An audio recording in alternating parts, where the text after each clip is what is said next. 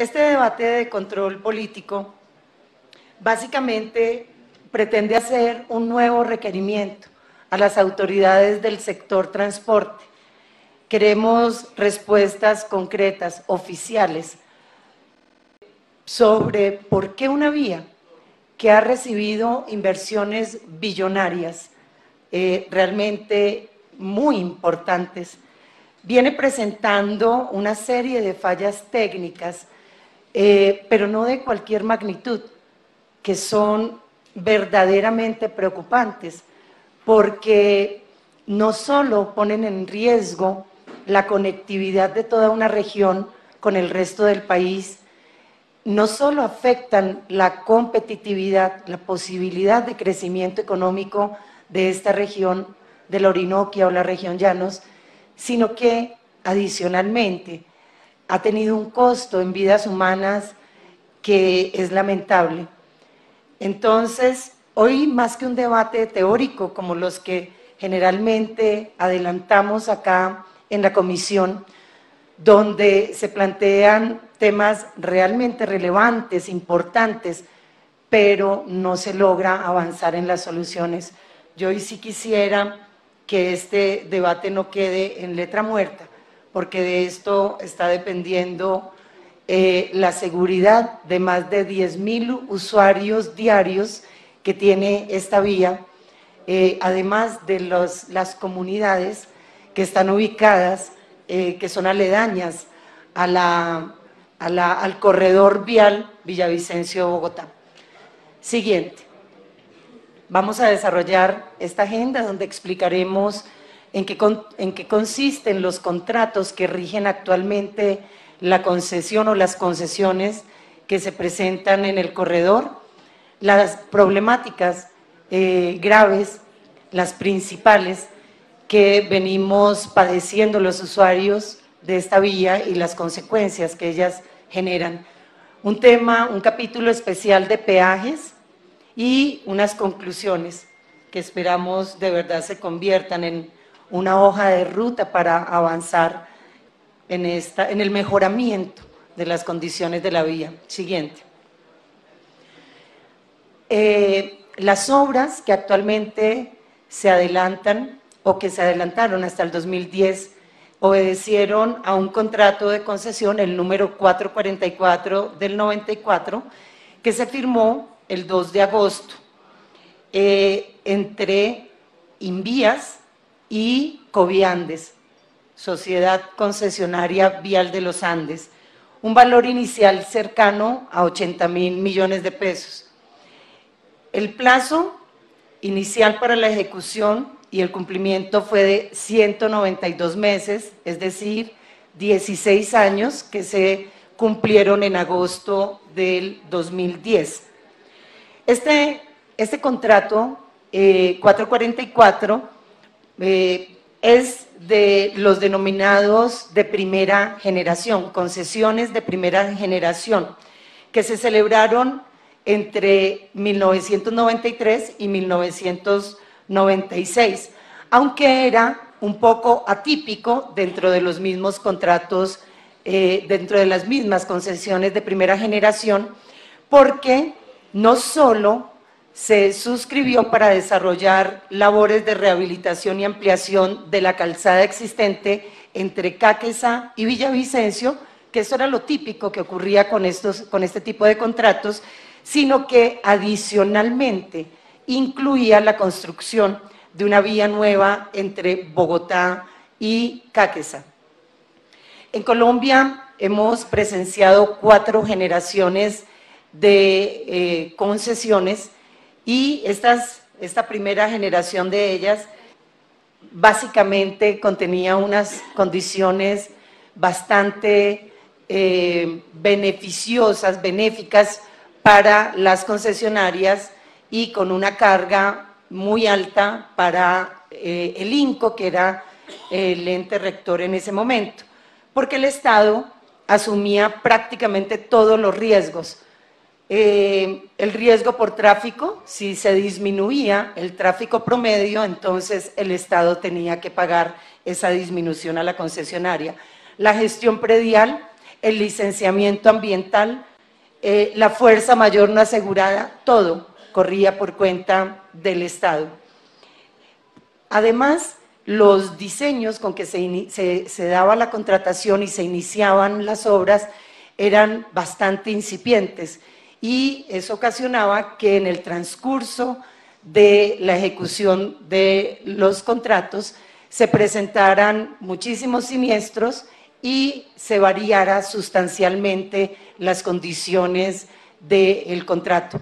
Por ejemplo, este contrato de concesión 444 ha tenido o tuvo 60 reformas durante su ejecución. Siguiente.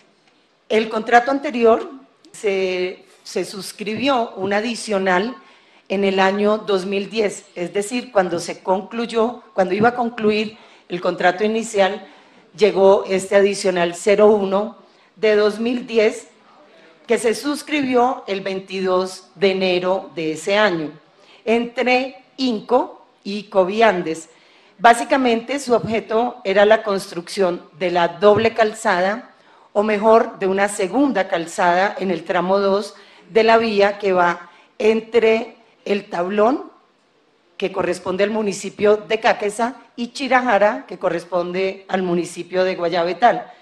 Pero además incluía la operación y mantenimiento de 45, un poco más de 45 kilómetros de la nueva calzada, la construcción y operación de unas obras que no habían sido realizadas por Invías. Además incluía un tramo de construcción, operación y mantenimiento en el sector que va de Puente Quetame a Caño Seco y también un mejoramiento de las condiciones de la antigua vía de acceso a Villavicencio. El valor de esta adición fue de más de 1.8 billones de pesos y el plazo estimado de entrega de las obras en diciembre de 2017. Pero el contrato seguirá vigente hasta el año 2023. Nosotros estuvimos revisando un poco porque no es normal que un contrato inicial tenga un valor de 80.000 millones y el adicional de 1.8 billones. Sin embargo, encontramos que la normatividad que regía en la época lo permitía, pero que esta hoy ya no existe, ya fue derogada desde el año 2012.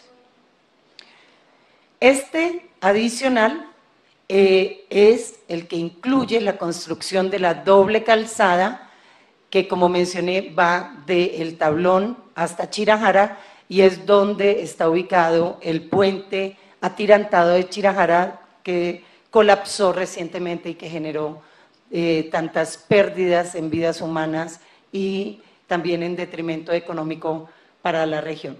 Siguiente. El tercer contrato de concesión que rige esta vía es el 05 de 2015, es una asociación público-privada cuyo alcance es la construcción de la segunda calzada del tramo 3, es decir, entre Chirajara, que es donde culmina el tramo 2, entre Chirajara y el Parque Fundadores de Villavicencio. Tiene 22.6 kilómetros de longitud y consta de 6 unidades funcionales. La primera se debe entregar en septiembre de 2019 y la última en marzo de 2022. Es decir, que el plazo para la entrega total de las obras va hasta marzo de 2022, pero el contrato continúa hasta el año 2054. Su costo por estos 22.6 kilómetros, más de 5 billones de pesos. A precios de 2013, es decir, pues eso incrementa sustancialmente su valor a precios de 2018. Siguiente. Este es el esquema general de la vía al llano. En resumen, son 3 tramos.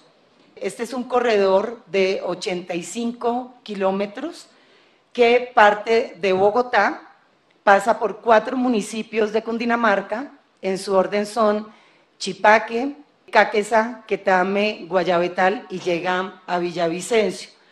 El tramo 1 está entre Bogotá y el Tablón en Caqueza.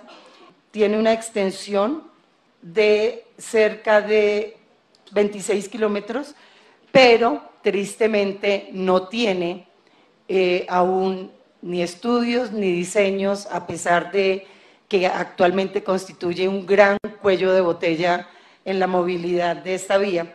Yo le voy a recordar, ministro, que hace poco, o hace unos meses, como en noviembre del año pasado, vimos unas declaraciones que siempre esperamos que la obra se hubiera realizado, pero aunque sea contar con los estudios y diseños, y acá usted mencionaba que estos quedarían listos antes de que termine el gobierno. Ojalá, porque eso por lo menos permitiría tener la ilusión de verlos ejecutados en un próximo gobierno.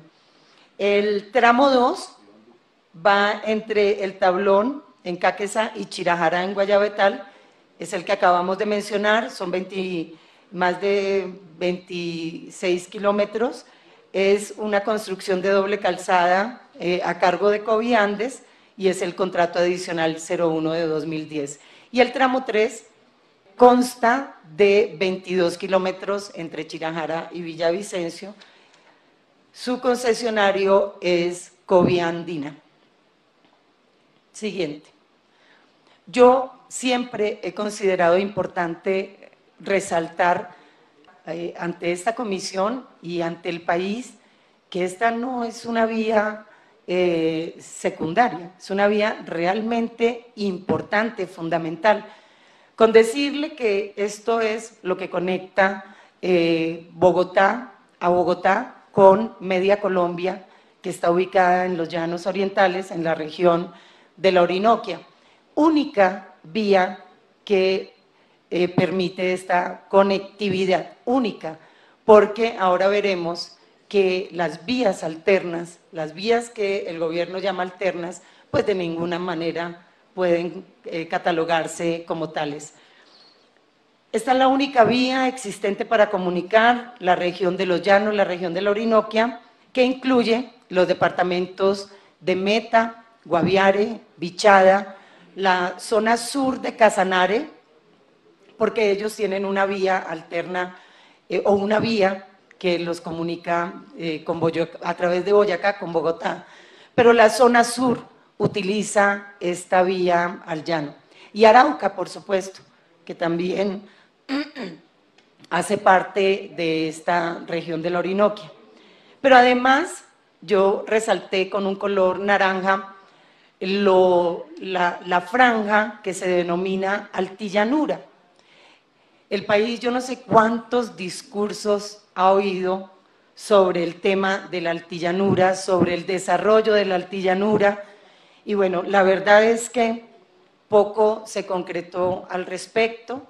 Sigue siendo una zona, una región, una subregión muy importante, con la posibilidad de ampliar la frontera agrícola del país en más de 4 millones de hectáreas, y que sin embargo hoy pues ni la vía Albichada, ni la vía de Puerto Gaitán a Puente Arimena, ni ningún avance que permita reconocer algún desarrollo vial en esta zona del país. Toda esta región solo tiene para comunicarse con Bogotá y el resto del país la vía al llano de la que estamos hablando. Siguiente. ¿Qué circula por esta vía? También hemos sido insistentes en decirle al país que por esta vía circula buena parte de los alimentos, pero además circula lo que le permite el desarrollo a Colombia. Circula el petróleo de los colombianos o con el que el gobierno adelanta las obras para el país. Y buena parte circula porque lo que no va por oleoducto va por esta vía Bogotá-Villavicencio. Esta región que les mostraba ahora en el mapa, cuenta con la mayor extensión nacional de área sembrada en caucho. es primer productor de aceite de palma del país. Cada semana por esta vía circulan 14.000 toneladas de aceite de palma. El 80% de la producción nacional de soya está en este área, 70% de la producción de arroz secano mecanizado. Esta región del país, la Orinoquia, los Llanos, es productora, es la primera productora de alevinos del país, 80 millones de toneladas, y el 30% de la producción piscícola también del país. Se producen allí más de 2,5 millones de aves para consumo humano, grandes productores de guayaba, cítricos, papaya, maracuyá, plátano. El 21% del inventario bovino del país está en la Orinoquia. De allí, 600 toneladas semanales se transportan para surtir a Bogotá. El 70% de ese ganado va para allí. 12.000 toneladas semanales de carne de cerdo circulan también para surtir a Bogotá. Y lo que les mencionaba ahora, esta región produce el 73% de la oferta nacional de petróleo. Imagínense la dimensión, la importancia. Y tiene un crecimiento importante en materia turística, pero muy importante, que depende 100% de la vía.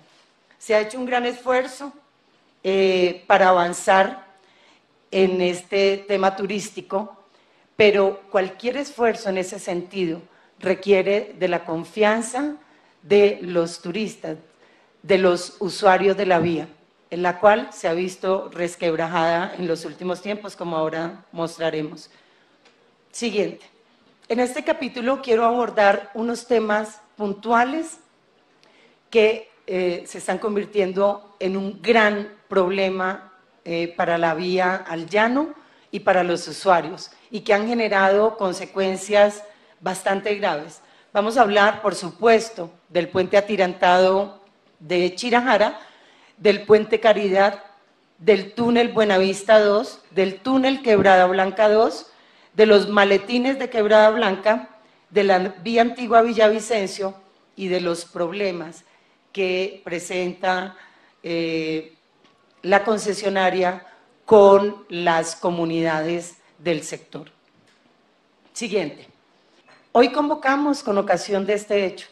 Un lamentable error condujo a que ocurriera esta tragedia, que pudo ser mayor. Realmente la hora impidió que los muertos se contaran por decenas, porque el colapso se dio a la hora del almuerzo, donde prácticamente todos los operarios de una sección estaban, de la sección precisamente que colapsó, estaban en su hora de almuerzo, mientras que la que no colapsó tenía 135 operarios en ese momento.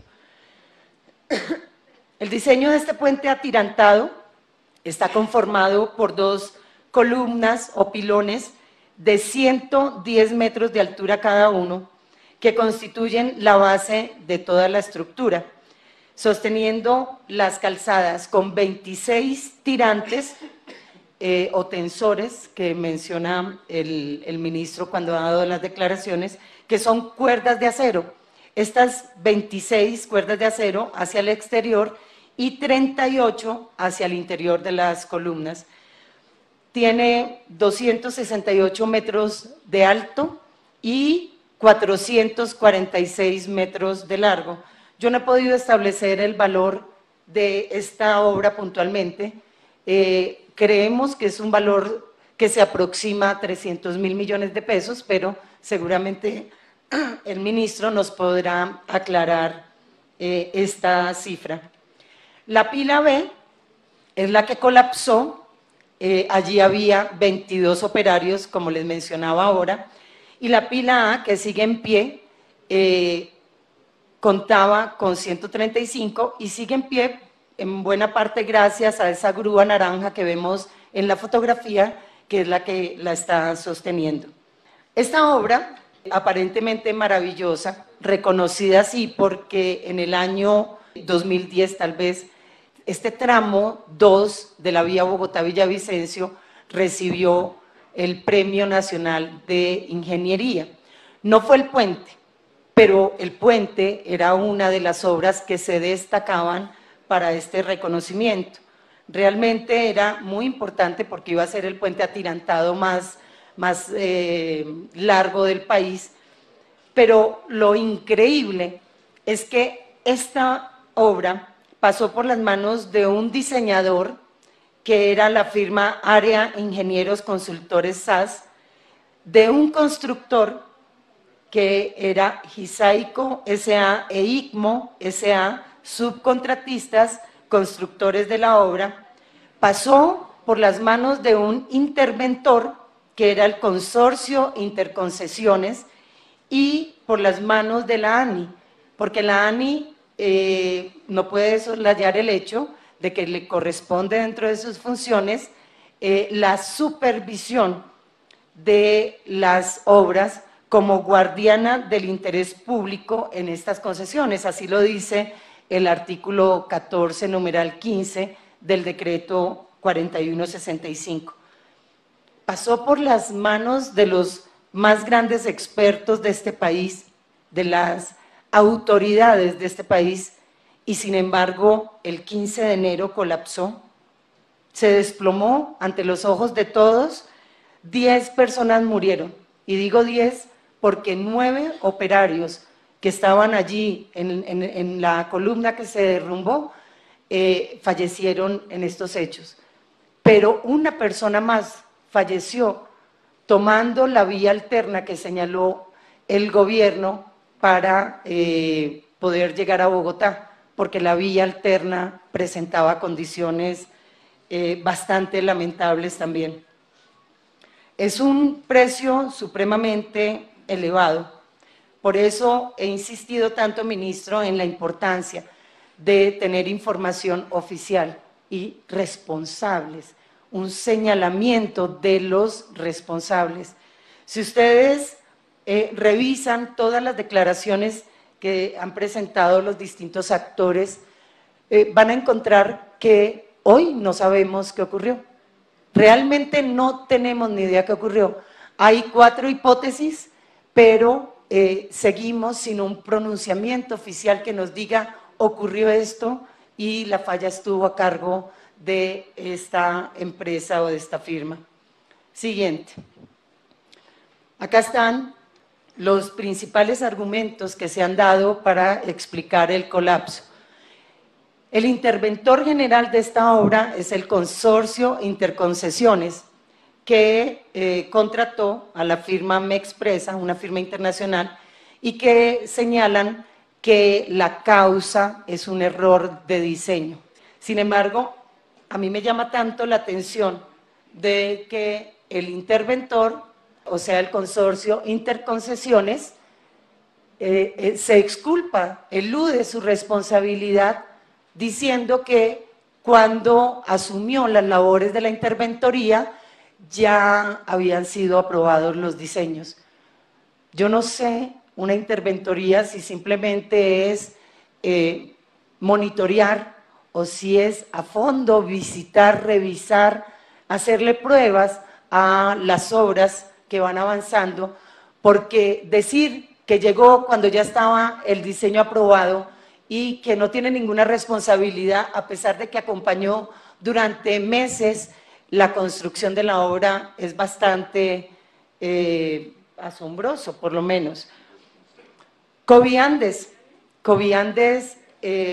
si nosotros vemos, lo que ha dicho es que contrató una firma internacional también muy destacada, pero no existe un informe final que explique qué pasó. Es decir, Coviandes aún no ha establecido tampoco su responsabilidad con la firma que escogió para los diseños y para la construcción, porque todo esto es subcontratado. El diseñador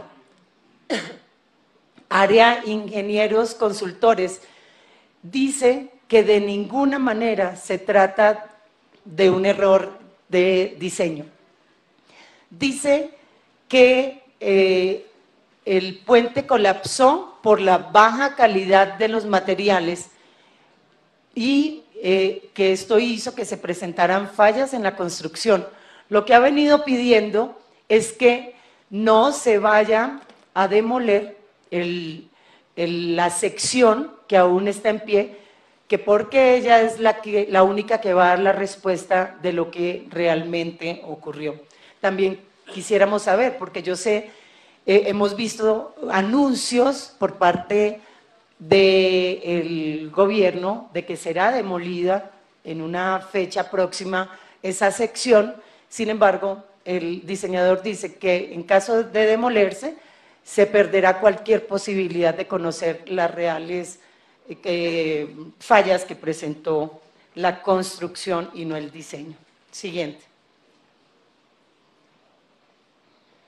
Yo quiero llegar hasta ahí con el tema del puente Chirajara, porque como todos son interrogantes, lo que queremos es respuestas oficiales, puntuales, para poder avanzar en las soluciones, en conocer los costos y la manera en que va a ser afectada la construcción de la vía con ocasión, o el cronograma de construcción de la vía con ocasión de la caída de ese puente. El puente Caridad. Este es un puente que está ubicado a 600 metros del puente Chirajara, en el kilómetro 63 más 810 de la vía Bogotá-Villavicencio. Tiene 290 metros de longitud, fue construido por Invías, pero se encuentra a cargo de la concesión. Pongamos el video a ver si logramos.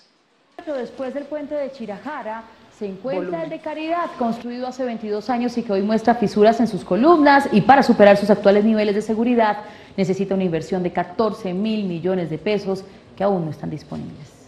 Las barandas y juntas del puente Caridad, a medio kilómetro del quebrado puente Chirajara, vibran al paso de los vehículos pesados y aún de los más livianos.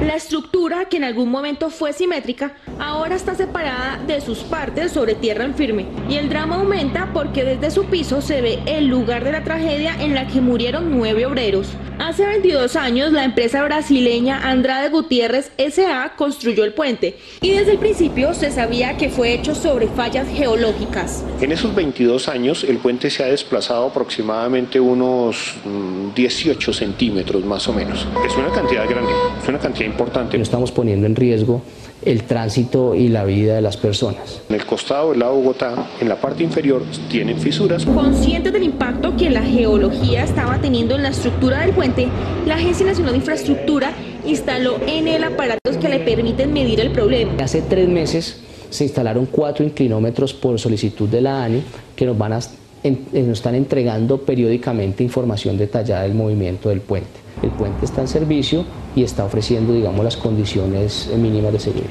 La operación y mantenimiento del puente le fue entregada a la empresa Joviandes, pero ahora el gobierno considera que en el punto en que está requiere una mayor intervención, por lo cual no es necesario mantenimiento. El puente necesita una repotenciación, y para eso le estamos solicitando al Ministerio de Hacienda 14.000 millones. El concesionario considera que la vía pública es un espacio particular. Yo vuelvo y le insisto, por favor apague. La parte en pie de la obra vecina, según los consultores internacionales de la ANI, debe ser demolida, porque fue construido con las mismas especificaciones de la desplomada. Bueno, si observamos cuál es la discusión en este puente Caridad, es que no hay 14.000 millones de pesos. Todos reconocen que se está presentando un problema grave de desplazamiento. Dice la ANI que son 18 centímetros, sin embargo, el presidente de la Sociedad Colombiana de Ingenieros, el doctor Argelino Durán, ha venido manifestando que este desplazamiento, esta dilatación, ya va en 30 centímetros.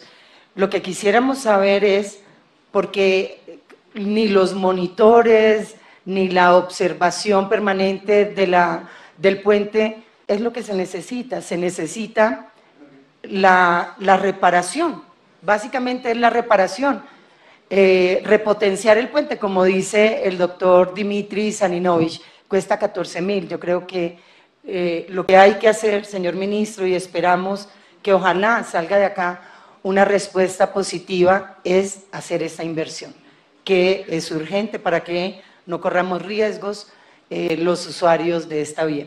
Siguiente. El otro tema que queremos mencionar es el túnel Buenavista 2.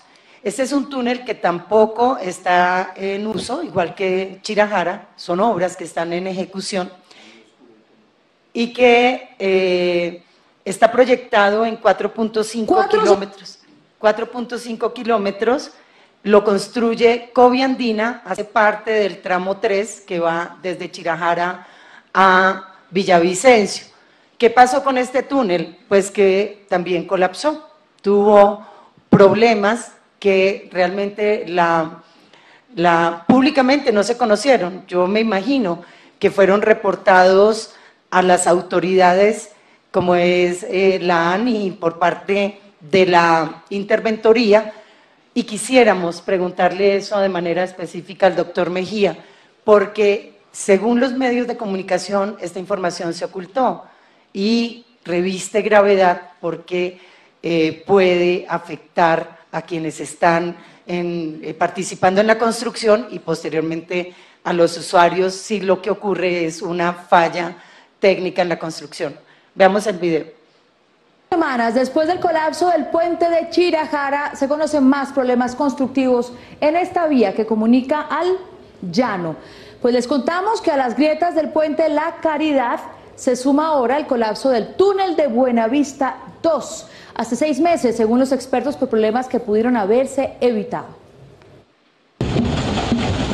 Además del colapsado viaducto de Chirajara y del agrietado puente Caridad, en la vía que de Bogotá conduce a Villavicencio han sucedido más incidentes que han golpeado la infraestructura de este corredor que conecta el centro del país con los llanos orientales. El túnel Buenavista 2 colapsó en su fase de excavación en julio del 2017. Esta obra, a cargo de Coviandina, un concesionario también del Grupo Aval, está ubicada en el kilómetro 71. Consultada la ANI dijo que el incidente fue ocasionado por fallas geológicas y debido a que se encontró material con baja capacidad en presencia de agua. Pero la Asociación Colombiana de Túneles y Obras Subterráneas asegura que cuando se hace un buen diseño, estos hechos no deben ocurrir. Un derrumbe en un túnel es gravísimo. ¿Por qué? Porque el costo de recuperar un túnel, si uno permite que se le derrumba, pues es muy alto. Se corre riesgo de vidas humanas y además los programas de trabajo se atrasan de una manera importante. A nivel de diseño uno lo que hace es prever esas condiciones y tratar de que no se produzcan derrumbes ni fallos. Aunque en esa ocasión no hubo pérdidas humanas, se fue al piso solo 4 meses después de su inicio. El incidente no fue reportado públicamente como se hizo en forma masiva el inicio de la construcción del túnel, que alcanzará una longitud de 4,5 kilómetros. Lo que uno busca en el túnel es ser muy previsivo, ir avanzando poco a poco. Uno limita los avances del túnel y uno va tratando de proteger el túnel para que precisamente no haya... Bueno, lo que quería también mostrarles acá es que una de las razones que se esgrime es que son las condiciones geológicas del terreno. Sin embargo, pues cuando se hace el diseño, por supuesto debe partir del conocimiento de la zona, de las características de esta cordillera que pretende atravesar este túnel. Y al final termina siendo más una falla de construcción que una falla atribuible a unas condiciones geológicas. Siguiente. Ahora vamos a ver el túnel Quebrada Blanca 2. El último informe de la interventoría menciona que el segundo túnel de Quebrada Blanca en el sentido Bogotá-Villavicencio se deben tomar acciones preventivas inmediatas porque las características de ser un túnel en piedra, sin revestimiento y con unas filtraciones permanentes de agua, propician que se formen cuñas o losas que se puedan desprender sobre los usuarios. Yo sobre este tema sí quiero expresar pues que estoy totalmente inconforme con la respuesta que recibí por parte de la ANI, porque evidencia que no se han tomado medidas al respecto. ¿Tenemos video? En junio de 2017, el consorcio Interconcesiones envió al vicepresidente de la ANI, Luis Fernando Mejía, un informe que advertía sobre la potencial caída de bloques en el segundo túnel de Quebrada Blanca en la vía Bogotá-Villavicencio, sector en donde el operador Coviandes había reportado la caída de una cuña de roca.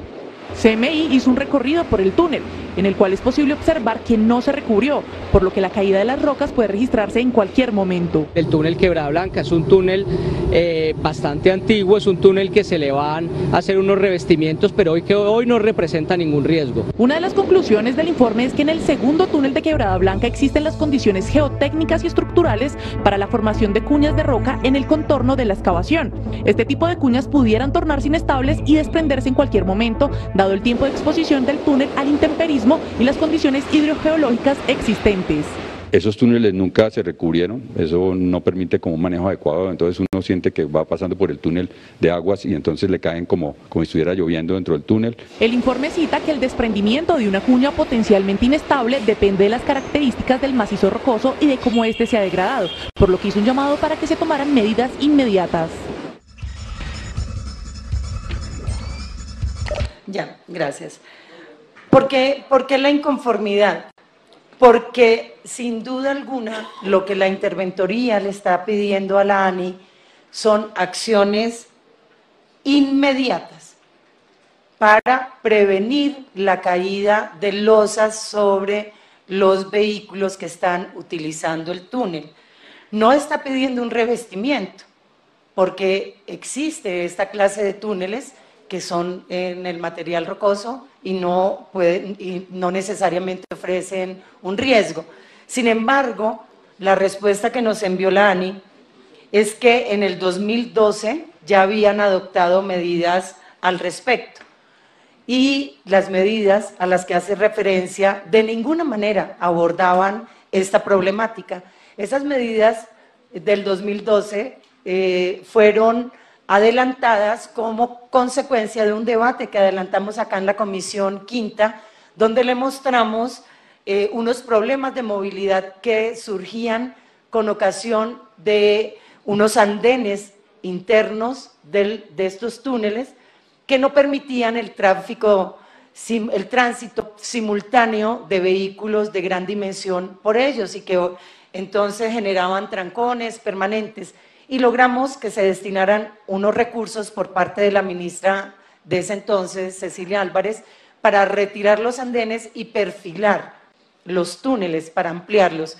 Pero eso fue en el 2012, este requerimiento es reciente, es del año 2017, y sobre él no ha existido ningún adelanto sobre las obras que de inmediato solicita el interventor se realicen en este punto. Siguiente. Este es un tema que es bastante vistoso, porque esta obra ha recibido inversiones billonarias para mejorar la movilidad, el tiempo de recorrido, y en una franja de 2 kilómetros, donde finalmente ya tenemos en uso la doble calzada, pues simplemente se tomó la decisión hace mucho tiempo de instalar estos maletines que ustedes ven allí para obstruir, para no utilizar, no hacer uso de 2 de los 3 carriles. Es decir, pagamos unos recursos inmensos, unos peajes para mejorar la movilidad, para mejorar también las condiciones del desplazamiento en tiempo y seguridad, y lo que logramos es que se inhabiliten, como ustedes pueden ver allí, durante una parte importante de la vía, de la calzada, 2 de los 3 tramos, 2 de los 3 carriles que se han habilitado, que se han construido. Esta fue una decisión de Coviandes, y también de manera puntual le quiero solicitar, señor ministro, que nos expliquen si apenas se puede desplazar a 30 kilómetros, como lo establece esa señal de tránsito que ustedes van viendo allí, en una zona, en una franja de 3 carriles y lo limitan a 1. ¿Qué pasó allí? También hay un problema de diseño, una inclinación inadecuada, porque pues entendemos que el sentido de todas estas obras es ampliar la posibilidad y no restringirla y disminuir los niveles de velocidad en este tramo. Siguiente. Un problema que ha sido recurrente ha sido la afectación a las comunidades, pero problemas supremamente graves. Yo acá tengo un resumen de los debates que hemos adelantado en esta comisión sobre los abusos frente a las comunidades por parte de la concesionaria. Hemos visto problemas en el precio, en los avalúos de los predios que adquiere la concesionaria, casas que fueron compradas en su momento a 3 millones de pesos, pues que obviamente no podían tener ese valor, sino que era superior, pero eso era lo que les pagaban a sus propietarios, o que se les exigía la escritura de la casa y no se les reconocía su condición de poseedores, o que se cerraba el acceso a predios, se cerraban negocios, y esto generó muchísimas confrontaciones con la concesionaria. Pero yo quiero hacer mención a las más recientes, a unas que son realmente dolorosas, porque la última ocurrió hace apenas un par de meses, en febrero de 2018. No hay puente peatonal que permita a las comunidades poder entrar a sus veredas, poder pasar la vía en condiciones seguras. No existen. Y esto ha generado, por ejemplo, en febrero del 2018, un adulto mayor falleció allí en plena vía. No tenía cómo cruzar, no tienen cómo hacerlo en condiciones seguras. Esto ocurrió en Chipaque. Allí la comunidad ha salido a protestar, allí vemos la noticia registrada en medios nacionales, porque no se les ha querido construir el puente sobre la glorieta de entrada al municipio que permita a los peatones cruzar la vía. Acá está el alcalde, ahora oiremos su versión de lo que viene ocurriendo. En Quetame, el otro municipio que queda también en este sector, 2 muertes hace poco más de un año. Don Ángel María Guevara, doña María Inés Rey, no pudieron cruzar la vía en condiciones seguras, obviamente allí quedaron sus cuerpos. Ellos vienen solicitando la construcción de accesos peatonales en el sector de la entrada a las veredas Ollas, un puente peatonal en el sector Puente La Balsa, un puente peatonal y sendero de entrada a las veredas La Estaqueca y un puente peatonal en el sector Oro Perdido para la vereda Chilcal Bajo. Recordemos que en Quetame prácticamente hay 2 casetas de peajes y pues están realmente aislados porque sus habitantes no tienen cómo acceder, pasar la vía en condiciones medianamente seguras. Yo personalmente acompaño a estas comunidades en estos plantones porque es una inversión mínima frente a las vidas humanas que estaremos salvando con estos puentes peatonales. Siguiente. Esta es la vía antigua Bogotá-Villavicencio, son 16 kilómetros que no quedaron incluidos en la concesión. Inicialmente sí lo estaban, pero actualmente su mantenimiento está a cargo de Invías. Cruza por un corregimiento el corregimiento 2 de Buenavista, va desde Pipiral a Villavicencio y atraviesa toda la Comuna 1, todos los barrios de la Comuna 1.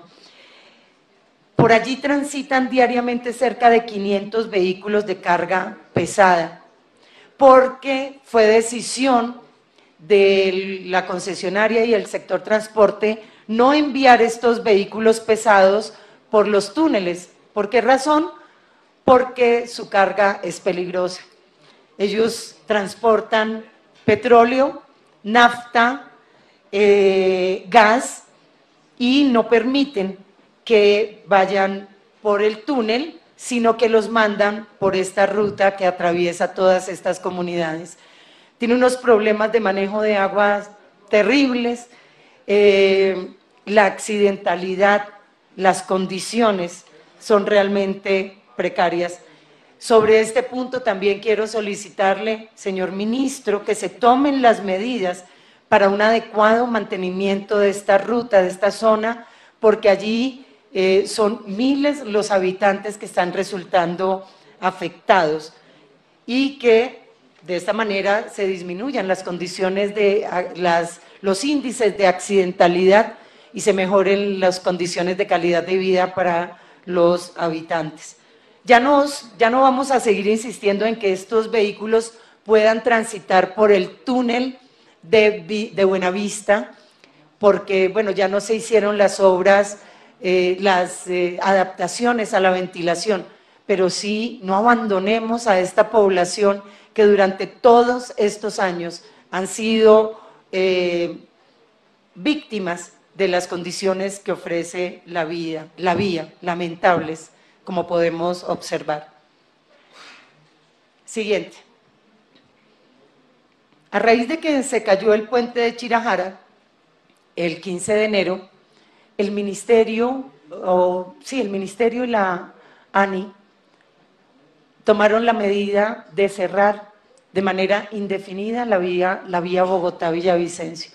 Usted sabe, ministro, que yo inmediatamente y todo el sector productivo, político, social, intentó comunicarse con el ministerio, con las autoridades, a que nos dijeran cómo era posible que sin mediar ninguna discusión, diálogo, mesa de trabajo, informe técnico, algo que tuviera en cuenta las autoridades locales, se tomó esa decisión.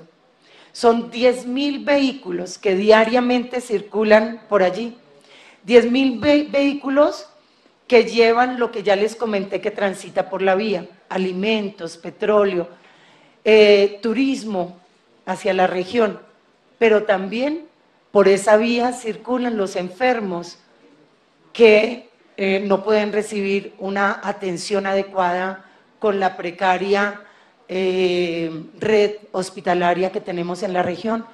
Por esa vía también circulan los desechos de los municipios porque se depositan en el relleno de Villavicencio. No es cualquier decisión y la verdad nosotros la consideramos inconsulta, improvisada, y entendemos que con ella se buscaba que el concesionario se apersonara de su responsabilidad, pero no a costa de toda una región que vio cómo en 2 días de cierre se presentaron pérdidas millonarias en el sector agropecuario, los incrementos en los costos del transporte, como lo denunció la SAC, la Sociedad de Agricultores de Colombia. En el sector transporte hubo un pronunciamiento inmediato de Colfecar que dijo que este cierre generaba un aumento importante en los costos del transporte de todos los productos. Más de 200 tractomulas que circulan diariamente y tuvieron pérdidas por cerca de 322 millones de pesos diarios. El transporte de pasajeros, el pasaje con el solo anuncio, en estos 2 días pasó de 25.000, entre 25 y 27.000 es cuesta el cupo para desplazarse de Villavicencio a Bogotá, inmediatamente se incrementó a 50.000. Esto en una economía familiar pesa y esto realmente tuvo serias consecuencias. Para el sector turismo, el día del anuncio se cancelaron el 90% de las reservas que existían para el sector hotelero en los próximos 3 meses. Claro, cuando se reabrió y se emprendió, se le imploró que generaran la información real para los usuarios, que restablecieran la confianza de los turistas en estos desplazamientos, mejoraron las cifras, pero sin duda alguna, yo le quiero insistir, ministro, en que alguien tiene que pagar los 2 días de cierre y los costos son bastante elevados y a hoy nadie sabe a quién dirigirse porque no se ve un ánimo de reconocerle ni a los productores agropecuarios, ni al sector servicios, al sector turismo. Nadie quiere reconocer las pérdidas que ocasionaron esos 2 días. Siguiente. El ministerio dijo que la vía quedaba cerrada indefinidamente y que para eso los vehículos livianos que querían ir a Bogotá, de Villavicencio a Bogotá o de la Media Colombia a Bogotá, podían utilizar una vía alterna y los vehículos de carga otra vía alterna. Estas son las vías que señaló el ministerio. Para los vehículos livianos, el recorrido comprende Bogotá, el Cisga, Guateque, San Luis de Gaceno, El Secreto, Agua Azul, Restrepo, Villavicencio. La vía Bogotá-Villavicencio tiene una extensión de 85 kilómetros. Esta ruta alterna tiene 350 kilómetros. Se hace en 10 horas. Pero no solo eso, ahora veremos las condiciones que presenta. Y para los vehículos de carga, pues aún más dramático. Debía tomar el recorrido Bogotá, Tunja, Sogamoso, Pajarito, Agua Azul, Villanueva, Restrepo, Villavicencio, con una extensión de 567 kilómetros. Y su tiempo de recorrido promedio es de 15 horas. El gobernador de Boyacá, cuando leyó el comunicado que expidió el ministerio, por supuesto puso el grito en el cielo y dijo que realmente él no veía, porque estas 2 rutas pasan por Boyacá, que él no veía ni condiciones de seguridad ni condiciones técnicas para circular por ellas los 10.000 vehículos que diariamente transitaban por la vía Bogotá-Villavicencio. Siguiente. Yo por eso le quiero decir que para reemplazar la vía al llano no existen vías alternas. Estas tales vías alternas no lo son, porque no son una alternativa para los usuarios en términos de tiempo y de seguridad. El primer vehículo que la tomó terminó en esto, en una muerte, porque esta vía presenta, aunque está concesionada, presenta un estado lamentable, están atrasadas las obras que se están realizando. Bueno, si yo le mencionara acá toda la problemática, pero la gran conclusión es que es una vía que está totalmente cruda y que no ofrecía las condiciones de seguridad y de movilidad. Allí se inició el contrato 09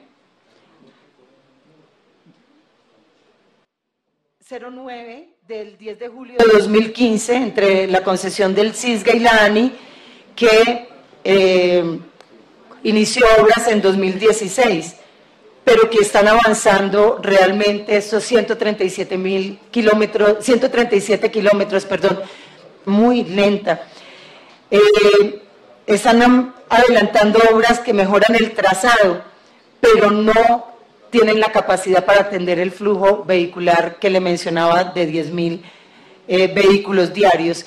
tienen 15 túneles poco iluminados, estrechos, no tiene señalización, la mayor parte no está pavimentada, y bueno, tiene una serie de peajes, el de Andes, que cuesta 8.400, el del Roble 7.800, Machetá 8.200.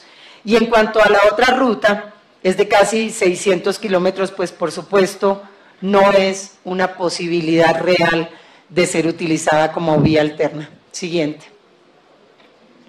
Y ahora vamos, ya concluyendo con este tema, tal vez uno de los que más le duele a los llaneros, le ofende más que doler, no por el pago, sino por la dinámica económica que tiene.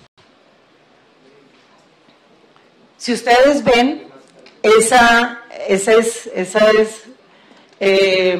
el cuadro que muestra los 10 recorridos más caros de todo el país. Lo encabeza, por supuesto, la vía Bogotá-Villavicencio. Son las 10 vías con los peajes más caros de todo el país. ¿Cómo se determina esto?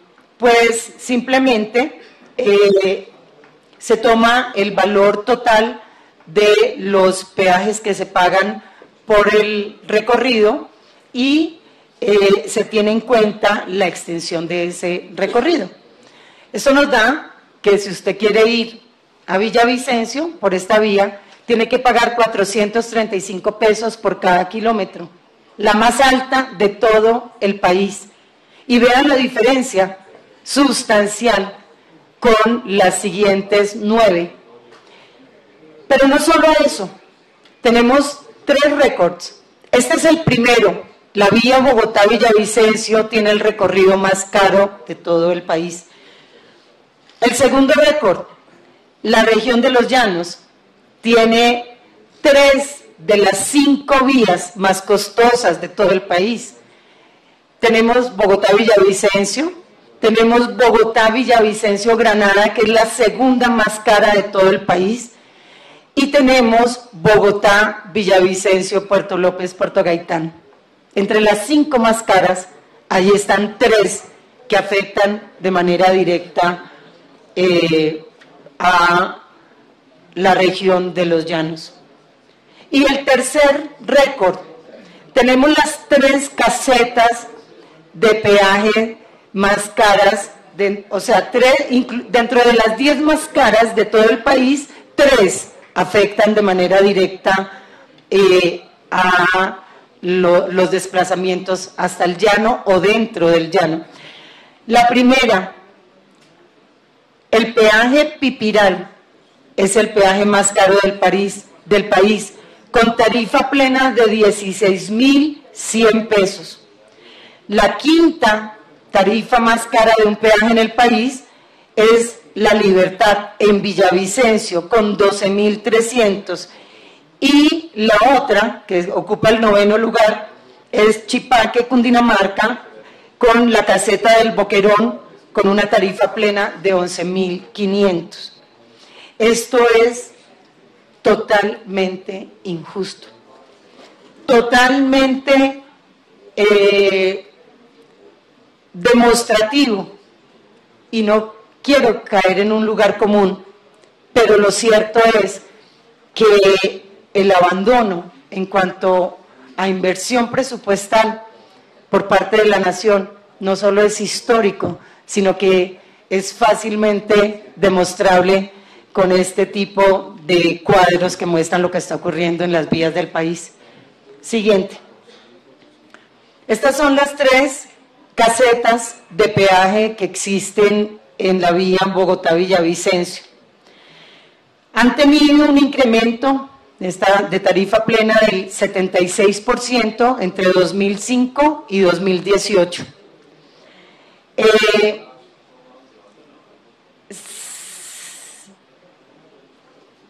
Había un compromiso. Cuando se anunció que se iba a construir la vía al llano en el año 94, el compromiso era que el recorrido iba a ser de 90 minutos y lo que se pagaba en peajes se iba a recuperar en ahorro de combustible, menor desgaste y depreciación de los vehículos y de los demás gastos conexos. Pues yo tengo que decirle, ministro, que la tarifa plena sí se está cobrando, pero que al llano se le ha incumplido y a los usuarios de la vía se les está incumpliendo de manera abierta. Creería yo que esa solicitud recurrente de revisar las tarifas no debería seguir siendo dejada de lado, sino que en un acto de gallardía y de reconocimiento de un error se deberían revisar. Porque lo recolectado en el 2005 por la concesionaria fueron 70.000 millones y en el 2017 162.000 millones de pesos.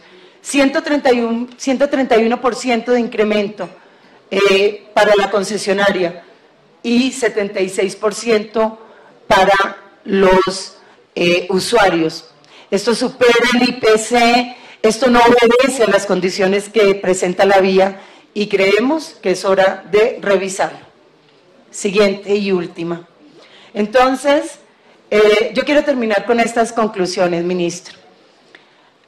Y sabe usted del afecto y el reconocimiento a lo que representa como ministro, pero el dolor es muy grande, el dolor, la inconformidad del pueblo llanero con el gobierno.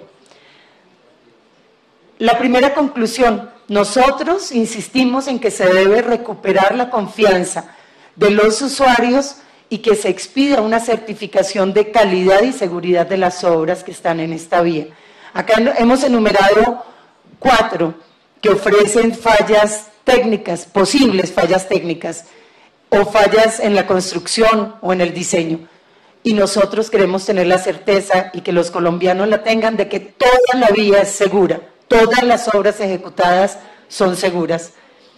El segundo, nosotros exigimos, no pedimos, exigimos información oficial sobre las causas de este colapso, no cerrar este debate, no dejarlo allí como uno más, sino que surja de allí un señalamiento claro de responsabilidad y con todo lo que de ella se deriva.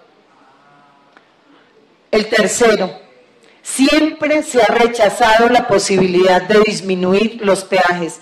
Eso afecta la estructuración de los proyectos, es lo que siempre se nos contesta. ¿Y quién vela por los derechos de los usuarios? Acá hemos demostrado que los peajes que existen en la vía no se compadecen con las obras, con la movilidad y con los compromisos que había asumido el gobierno nacional desde el año 1994. Estos peajes de tarifa plena son para una obra culminada en un 100%. Por eso creemos que debe revisarse su costo y adecuarlos a los avances reales. La cuarta conclusión es que no tenemos vía alterna y necesitamos una vía alterna, y la vía alterna que le sirve al Meta y a todas las derivaciones viales hacia los otros departamentos no va por Boyacá, va por Cundinamarca, específicamente por la zona del municipio de Medina. 5 departamentos y medio país no pueden depender de una sola vía. 2 días se cerró y vimos las consecuencias en pérdidas humanas, económicas, confianza, todo. La quinta conclusión es que se debe avanzar antes de que termine el gobierno en dejarnos los estudios y diseños, ojalá fase avanzada, fase 3, del tramo 1. ¿De qué nos sirve tener el corredor si llegamos a un cuello de botella allí en Chipaque? Allí está construyéndose una perimetral de oriente, pero de ninguna manera suple la necesidad del tramo 1. 7.5 billones de pesos es lo que va a terminar costando estos 2 tramos para que al final encontremos esto, una sola calzada en los siguientes 30 kilómetros para acceder a Bogotá. Le agradezco mucho la paciencia, presidente, y obviamente quiero pues, reservarme la posibilidad de intervenir más adelante. Muchas gracias.